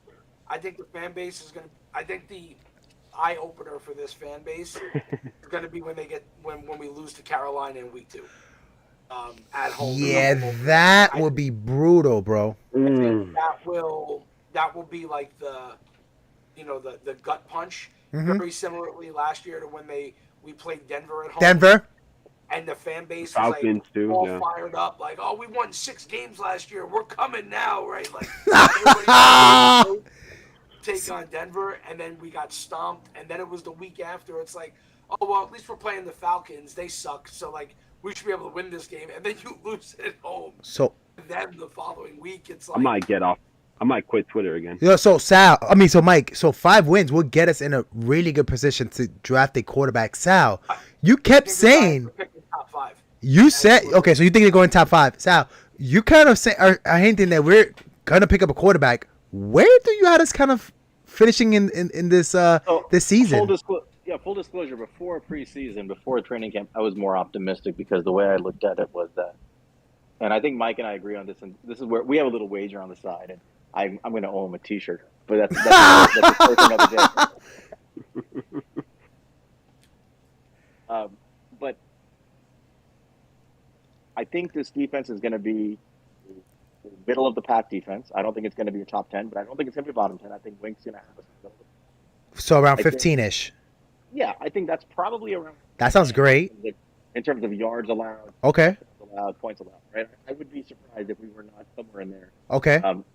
I think this offense with the playmakers we have, with now we're seeing the concept, right? We're seeing like the kind of play designs we have, which we expected, playmakers, an improved offensive line. The way I looked at it was, if you have a middle of the pack defense and you can put up 23, 24 points a game, you should be around 500 or better. Right. Okay, you should be 8-9 win team. The only thing that differentiates where you are is having competent quarterback play. So the big was, if we get competent quarterback play, if we inserted generic 15th best quarterback in the NFL or 14th best quarterback in the NFL on this team, how many games would we win? I do think then this is like an 8 to 10 game win team, honestly. I think so too. Yeah. So the question is, can Daniel Jones look like, a middle of the pack quarterback? I don't think he can. And I'm telling you, day by day, I have like slowly lost whatever faith I have. Just because I got you. I'm watching this and I'm like, I'm seeing the same things I saw for 3 years. I was more hopeful. So right now, I do think we're going to probably, I hate to say it, but I think we're drafting somewhere in the top 10 to 12. Okay. I think that's probably realistic. And you think we're gonna go 5, and you think we're gonna get at 10? We pick up a quarterback. Yeah. Or we move up. That to be in position to get our guy. I'll put it that way, right? Okay. So I think and I say that for a couple of reasons. One, this is a very deep quarterback class, absolutely. In terms of big arm talent guys who look way better than this, at least on paper, right? For now, we'll see how it plays out. We talked about the guys. We'll talk more about them when the season comes. Guys like C.J. Stroud, Bryce Young, Anthony Richardson, Will Levis, Phil Jerkovich, Cam Ward. There's a bunch of guys who are going to be in range. This is also a really deep draft class for defensive talent, and they're going to be teams drafting the top 10. We need who corners. Are not going to be able to pass up. Yeah, well, they're going to. I mean, you talk about Will Anderson is the best player in this draft in all likelihood. You've got guys like Jalen Carter. There are a couple of other edge guys. There's a kid out of Clemson. I mean, there's some really good top 10 level players in this draft who I think are going to slide in there, and you're going to have good quarterbacks available somewhere in that 5, 7 to 10 to 12 range, guys who we would want. So I think we're going to be probably in range to get our guy, and if we want to move up, I think we'll be close enough where we'll move up. All right, so Sal is starting to wave the white flag. Manny, now to you, bro. Where do you have us kind of like in a win total right now? Like, has it gone up? Has it gone down since? It's yeah. Like I said, 9. I kind of go like 7, 8. Okay. Best case 7 and 9. 7 and 9. Worst okay. case, yeah. I kind of tend to believe, what I kind of tend to believe 5, 6 wins. I just 5 or 6. I'm just handicapping like a motherfucker, but also too, it doesn't, like, if we're going off of what practices and training camp and what everyone is saying, yeah, it doesn't look like it's going to be a good season when it comes to wins. So ultimately, like I said, we're good either way.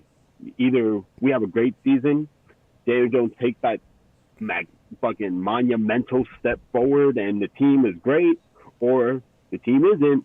Daniel Jones is back to Durham, and then we get a quarterback and get to talk about the draft, which I know, Tone, you love to talk about. So, either way, I want to talk about the Giants draft when the season hasn't even started. Awesome. Yeah, let's do that. We've been doing that for the last 10 years. That's absolutely true. Without even like we've knowing. all become draft experts in that time just because of that. I'll tell you, I think best case scenario for this team is a 1-5 start. I think that's what we're staring at. I think if you look at the schedule, I don't see them going to Tennessee and winning that game week 1. I think they're going to get. I think the fans are going to come down to reality. I think that 1-5 start. I can't take that. I can't. And I need to clarify, because I think Dable and Shane know the gravity, how bad this team actually is. Right? Like, I think they know they need time to get their guys in here and get them up to speed. They lose to Carolina week 2, playing Dallas week 3 on a Monday night. And I think Tyrod starts week 4, and I think that turns around the season. And then you're going to London to play the Packers, and then you're home against Baltimore. Like, I'm sorry. Like, you're staring at 1-5. I'm definitely more optimistic than Mike. But I thought 2 and 4. That's it. Like, I thought 2 and 4 maybe. Jacksonville. I'll tell you that right now. I mean, but it goes to the point that, like, if you don't have really good quarterback play, you can't win these games, and that's the thing, right? And look, if Mike and I have talked about this too, if you stick a competent quarterback at the helm week 1, completely different outlook. Bro, I think Tyrod could give you the top 15 numbers. Give me Daniel Jones against the Saints last year for the whole damn season. I think Tyrod could give you top 15 quarterback numbers, man. Tyrod is still a bottom 10 quarterback. Yeah, he's not the one. I'm not talking about him. He's not the answer to, if we start Tyrod, we're going to be in a better position. I think that Tyrod will make it look better. He won't look incompetent. Right? He'll do some things that will make the games more exciting. I think that's clear. Yeah, I think the main focus for the Giants this season, more than anything else, Anthony Richardson and Cam Ward is what Stan is predicting for us in the draft. I think we can all agree. That's it. The last 6 weeks of last season was an unwatchable football team. Right. It was unwatchable. Every game was like... Unwatchable is a nice word. I had to question myself while watching them play the Bears. Like, why is this even on my television? I think they were tanking, man. Like, I could swear that they were tanking. I'm going to go to my grave with that. I don't believe they were tanking. I just think that it's a snowball effect. Mm-hmm. When things start to go bad, you just compile and it started with when the media was pressing Judge about figuring out why they're struggling, and Judge's response was, "We're gonna figure it out, guys. We're gonna figure it out." That was like the Fucking beginning Joe of like. That's like when you go to your boss and your boss is like, "Hey, why are your numbers bad? Don't worry about it. I got it. Okay, I got it. I'm gonna figure it out. I got it. You don't have to worry about it. Like, we got this. Okay." And then the next week comes and you didn't hit quota, and it's like, all right, I don't know what the hell I'm doing here. Like, I'm way over my head. Right. You start making dumb decisions, and that stuff snowballs. And I had said last year, only way Judge was going to lose his job was if things got so bad that ownership was embarrassed by the level of performance. You were spot on, Mike, last year. I'm not even going to lie, bro. And the fact that they were embarrassed at the end of the season, there was no chance. And I thought the meltdown for Judge was going to come after the game that they played in Philly, because he's from the area. He had family, friends out there. They go out to that game and they lose that game, and it's like, okay, and everything is like, I thought that was going to be the game. It ended up being the game the week after. Yeah, he goes on this epic ramble. Yeah. Right, where he's just like going on and on and on with like this soliloquy of like throwing people under the bus and making excuses, and we're doing fucking quarterback sneaks from our own 3, and like it's just that was the week after that. And what it looked like was an organization where this guy came in day one and said, we're gonna fight to the bitter end, and by the bitter end he went, nah, fuck this, I just gotta wave the flag, I don't know what I'm doing, like I gotta get out of here. I think what you're gonna get this season is you're going to get a better quality product. But you're still going to get the same outcome. You're trying to say. The end result is going to be the same. It's just going to look a lot better. I can't. That result. Mike, I'll be honest, man. I can't. I hope you're wrong, bro. Like you was right. I even remember like in the draft, you was like, oh, it's going to be defensive players getting picked right away. And I was like, nah, it's not gonna happen, and this shit played out just like that too. Yo, you've been on fire now for like a year and a half, and I need that streak to end week 1 of the season, bro. Here's what you need to know. I'm gonna blow your mind right now. When they went on the Super Bowl run in 07, they went on the run in 07. I go to the games. Okay, and at the time I take a bus out of Yonkers, New York, with a group of like 20 guys, and we go down to the games, right? Right. And we got on the bus, and the Giants were starting to play well, and when they lost that game to New England, I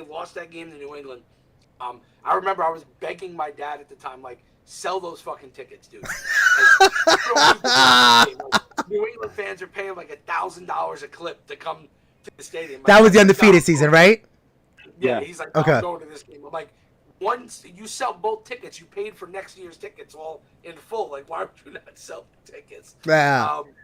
I remember he went to that game, and I looked at the guys on the bus, and I told them after that game, I'm like, we're winning the Super Bowl. Like, it's holy shit. It's gonna happen. Like, I was convinced. And when we got to 2011, same guy I was having the conversation with in 07, I looked at him, I was like, it's gonna happen again. Like, it's the same, getting the same scenario. But what did you now? Let me ask you a question. What are you seeing on those games that kind of like what went off? I'm just curious. Mike Cleo. Yeah. No, you could tell that the chemistry of the team was crazy. It was a different vibe. The team was very built together. You don't think that this team has good chemistry though? Because I do think they're really close. No. Remember though, Eli in 2011, the dude had like 8 fourth quarter comebacks. Like he tied. He was incredible. Yeah. He was right. Like, so it's more than chemistry. We had chemistry plus we had a quarterback. Like another planet. Okay. Like, I mean, he played on another planet. Okay. That season, and you could see like they were not going to. No. My belief was if they got into the postseason, the way Eli shows up in the postseason, right? With the pass rush that we still had on that team, there was no way we were not gonna make a run. Like, In 2011, I knew we were going to win the Super Bowl with that first Victor Cruz touchdown against Dallas in the last game. If you remember the first quarter when he turned the corner on that out route, he took it down all the way to the end zone. As soon as he scored that touchdown, I was like, it's happening again. You could feel it as a fan. You're like, it's happening again. It was And a you knew Jet it. game for me. Yeah. When he caught the 98-yard touchdown pass when we were struggling all game against the Jets. And I all of a remember sudden that. it was bang, and you Yeah. had that one big play, and it was like, yeah, like it's, and you could see like that team then started to sit there and go, we're going to do whatever we want. Like, we're going to accomplish whatever we want. Like, they started to believe themselves a lot more at that time. Problem right now with this organization, and it's been a continuous problem. They're up and I'm going to give Shane the benefit of the doubt, just like I gave Gettleman the benefit of the doubt when he first got here. This organization has sucked at drafting players for over a decade. A decade, and right? They have sucked at key areas of drafting players. Okay, and what I mean by that is pass rushers, Corner, edge, yeah. Offensive line. The premier position groups, yeah. You know, the offensive line. Mm-hmm. You know, like tackles. We talk about how bad the offensive line has been. It's not like they didn't try Yeah. to fix the offensive They just line, couldn't. right? They couldn't get it. They could not identify the right players. One, and two, every year they fucking telegraphed what they wanted to do. And they just kept getting robbed. Yeah. They wanted Brandon Scherf in the worst way. Yep. In the worst way. And they let it leaked. Instead of them finding a way to move up to get the player, they said, no, we're just going to trust our board, which drives me absolutely fucking insane. Yeah. That back, and we ended up with Eric Flowers. Okay? Had the year they wanted Jack Conklin, they telegraphed like crazy. And Leonard Floyd. Yeah. And Leonard Floyd. And who'd you end up with? Prince of Mukamara. Gross. That was Eli Apple. So that, you're right. That was the Apple draft. So they wanted Conklin. I think it was Gross. I forgot who was it, Tennessee or whoever jumped him for Conklin. And then everybody knew that it was Conklin and Floyd as their top two, and then Chicago jumped us for Floyd. Sitting there, and they didn't, and they had no plan, and they freaking reached on Eli. Yeah. Yo, it's crazy though how just the little bit that we've seen so far from this regime, they're very secretive and they're trying to hide people from recording in practice. They're doing a lot of things that now I'm just wait, maybe this is a great idea. Cause they had the draft. They wanted everybody. Who was the lineman that they were like, oh yeah, he looks great, we love him, and they completely didn't pick him up. Cross. They had us thinking that John Mara will never want to draft a dude like Kayvon Thibodeau. That'll never happen. And they had us thinking that Evan Neal had an injury risk from years ago or whatever that's popping up. So we probably were put that shit out. Yeah, we probably were the ones that talked shit about Kayvon just to see if we can land him. It's true. Which, by the way, was complete BS because when you talk about Thibodeau, this is a team that still had Lawrence Taylor on it. Yeah. doing coke in the fucking film room. They're used to having big personalities on the defensive side. And the Giants historically have been great. When they have been a great team, it has always been built on their ability to rush the passer on defense. That is what makes them thrive. All right. When they're able to do that, you're going to be able to put yourself in a position where your cornerbacks don't have to cover long. You're going to have the ability to rush four and really create a lot of havoc. Now, I know Wink is going to run a system that's going to be very blitz happy. That's fine. They could rush five all day long. That's perfectly fine. But the other thing that you have to keep in mind is that when Wink rushes four, it's not going to be it's four down linemen and we're all just. It's not going to be the four that you think are coming. Exactly. The schematic of what Wink is going to do, it's going to be it's going to be Aziz, Tibbs, and then it's going to be one of the middle linebackers, possibly, right? One of the corners coming off. Or nickel, right. Right. It's going to be a lot of stuff like that, or McKinney coming on the blitz, right? Playing up a little bit tighter in the box, or Belton when he gets healthy. You know what I'm saying? You're going to see a lot more of that style of play, which is going to enable the defenses to sit back, keep things in front of them, prevent the deep play, and allow them to just react right to over the top. Like you're going to see a lot of two-man safety, man coverage, single high safety, man coverage. Like it's going to be a lot of that type of defense. But this team needs to focus on identifying the right players in the middle rounds and being able to draft these guys and have them contribute. Well, okay. And that's their weakness. So let me ask you before we wrap it up here. Let me ask you what. Okay, and I'm going to ask all you guys this. Is quarterback the only thing that's missing from the team? From it seems to be a competitive team. No. There's way more. But obviously, if you had a better quarterback with this roster, you might win more games. You might sneak into the playoffs. I think it's quarterback. In my opinion, I think it's just a quarterback away. To be honest. Well, I think we're a quarterback away from being a competitive playoff contender. I'll put it that way. Right. We're not a quarterback away from being elite. I just think we're a quarterback away from being a wild card kind of team. Absolutely, but I think that if you're talking about needs we have in the upcoming draft, we always need DBs. We need a cornerback, right? Mm-hmm. We need a quarterback. We're going to need a wide receiver, believe it or not. We're going to need we're definitely going to need a center. We're going to need interior line help. And I think center is where we've got to go find someone. I don't think Feliciano is a long-term answer. I don't think Nick Gates is somebody I'd bank. So I think those are key positions. But guess what? In one good draft, you can start filling up the depth there like we saw this year. A couple of more drafts, and you start filling the roster with good players who can fill these positions, and you're ready to compete. And that's a long-term also like fix. It's also like, you're going to be good for not just next season, but for seasons going like that. Now, I get that. But I think you're right, Antonio. I think nothing matters if you have quarterback wrong. And you see a lot of examples of that. Look at Indianapolis. They have everything right except quarterback. Great point. And so like these are examples of teams. Look, even the Rams, like they made the Super Bowl with Jared Goff, which is incredible. But they had a loaded roster, and they were like, we're not getting over the top. We're going to go get Matt Stafford. The 49ers, amazing coaching, loaded roster. They get to the NFC title game 2 years after they lost in the Super Bowl, right, with Jimmy G and a busted shoulder. And they're like, you know what? No. You don't have the right quarterback. So that's my point. Like, having that quarterback. Maj, start Jake Fromm. I got you. Watch the leap that Jacksonville makes this year, having Doug Peterson as their head coach. Evan Ingram. They brought in Brandon Scherf. We can mock Ingram all he wants. I bet you he thrives playing with Trevor Lawrence down there. He does. Guarantee you Ingram is going to have a good season. Guarantee you that. As long as he doesn't get hurt. That ruins my agenda. He's going to be in a media market where no one gives a fuck. And that system is proven that it loves the tight end. Right. Peterson loves tight ends.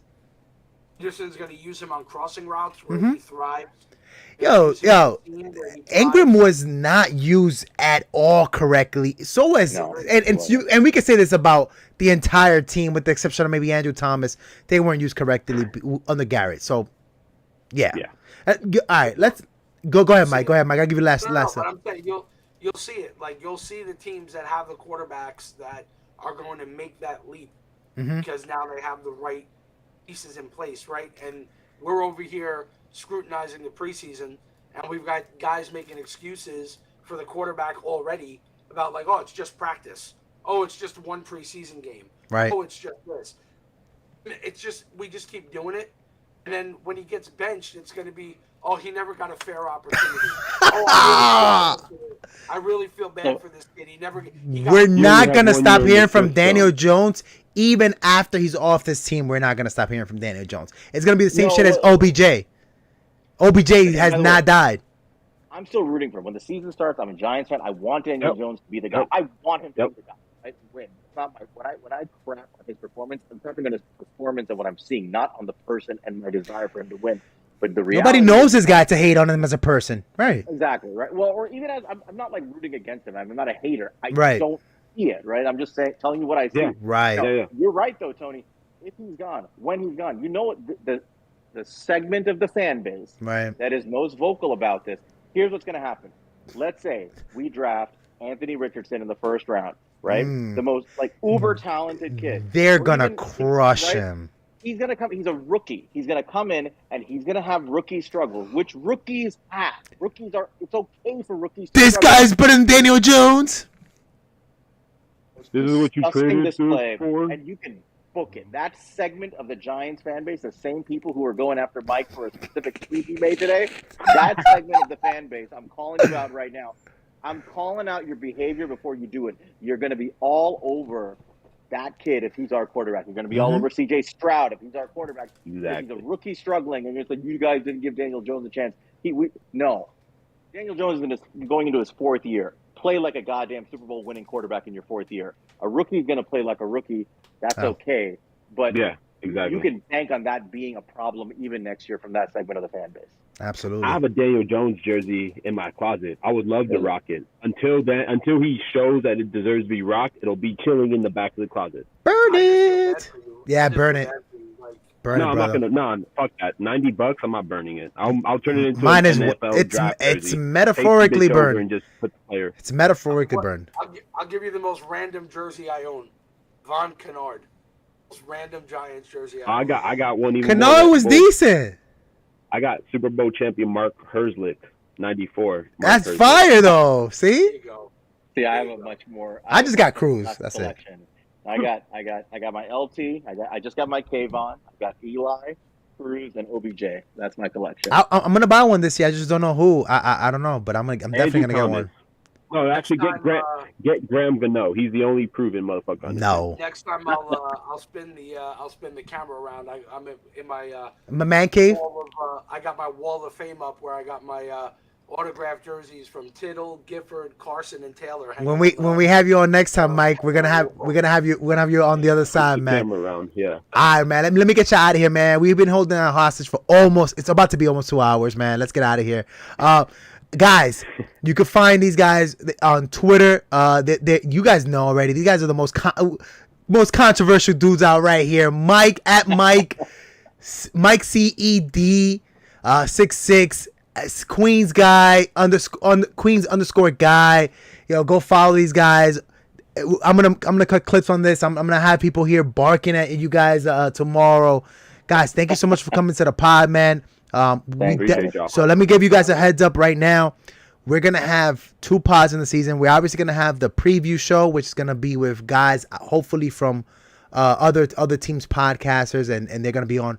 But the review show, it's probably gonna be with guys, our own fan base, and hopefully you guys will jump in the season. And yo, Mike, I'm already booking you for Carolina week 2 review, bro, because that shit is gonna be funny, man. And so hopefully you guys come back and we kick it back, and we won't hold you for 2 hours almost. All right, guys. We're good. All right, man. Thank you. Appreciate it. All right, man. For Manny, Mike, Sal, and Antonio, man, thank you so much, guys, for coming through. Thank you for everybody on the chat that passed by. We